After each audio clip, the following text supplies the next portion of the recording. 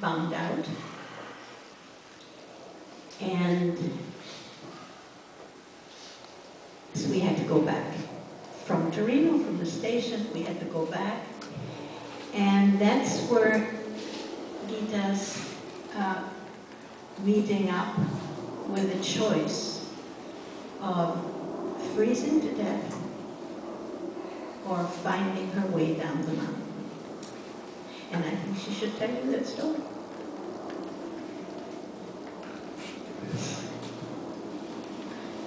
We came back to Valdieri, and we had been together with another family and my uncle and our uncle, and it was a bright, sunny afternoon.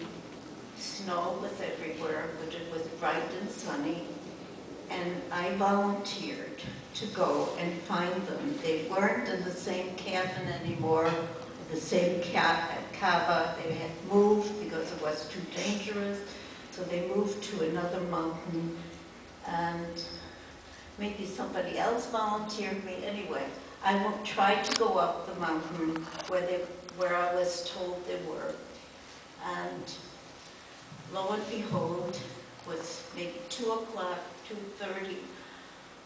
By 3 o'clock, 3:30, everything got dark. The little walkway that I tried to go up began to freeze up. It was like a sheet of ice. And I tried to walk up, and I couldn't.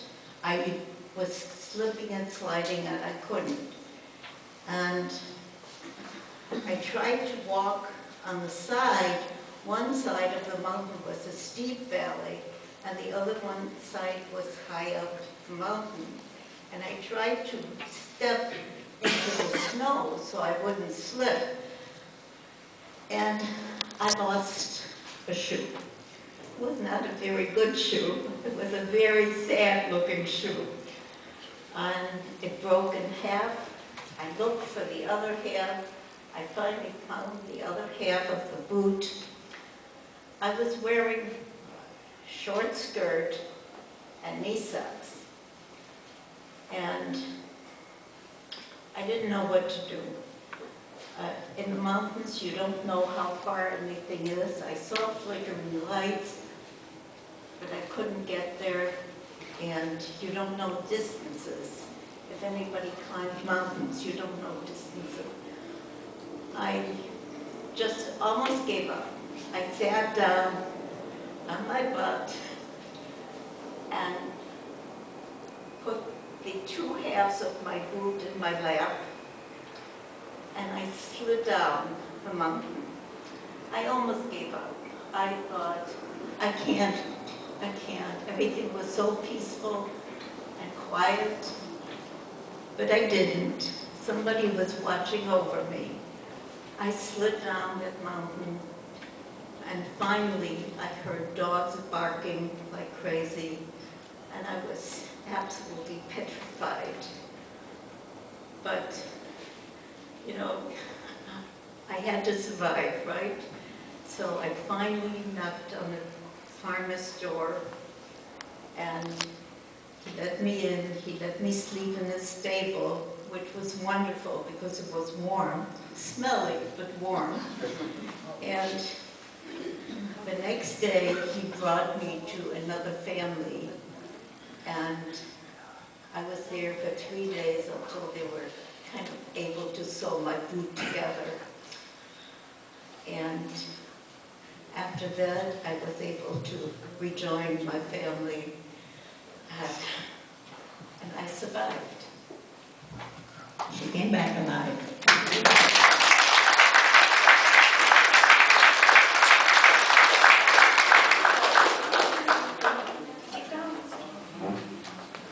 She came back. It was 1944, and the raids were still going. And it was still dangerous to be in the cava, and now we were in a different cava. And so my mother found Andreina, And she said, we've got to get out of here. We've got to get out of here. And Andrina said, okay, I'll bring you somebody. And the very next day, a priest came to the cabin. He was a 24-year-old young priest with red hair who wore his garb like a cape. And to make a very long story short, he took our pictures and he said, I'll be back tomorrow. And he came back the next day with 4 false identification. And shortly thereafter, that was Don Francesco Brondello. Don Francesco Brondello is today 90 years old, and we see him regularly. I speak to him on the phone, and we just saw him now with your granddaughters, Ita and I. And he does like to tell the story about how he saved many Jewish people and how he crossed the mountains with 67 letters that Jewish people from Borgo San Ramazzo had given him letters. And the letters were written in Yiddish.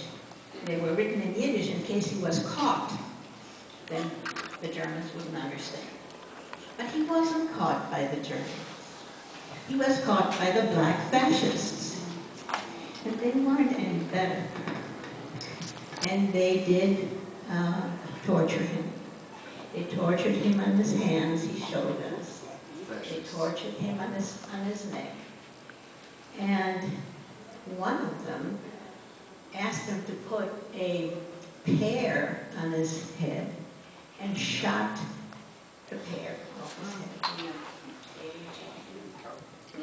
He did a lot of things. He helped people. He helped people who escaped from the camp, and he showed them the route to Switzerland.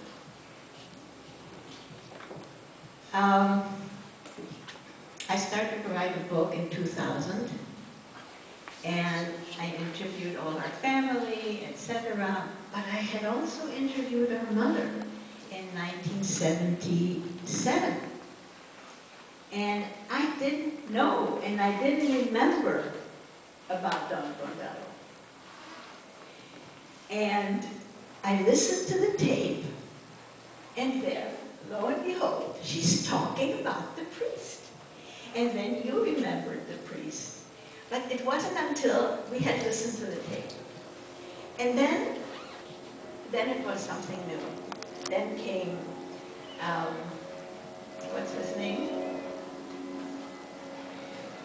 A historian, Alberto Cavaglione, who is a real historian who studies people from inside out and the story of Algeria and so on. And I began corresponding with him, and I also corresponded with a few other historians. And he said, I will get you, we needed